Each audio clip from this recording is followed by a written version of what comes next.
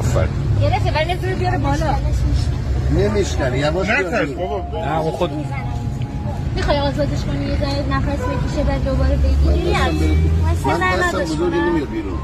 سر دارم یواش بیا. هیچی نمیشه یواش بیارش دختر.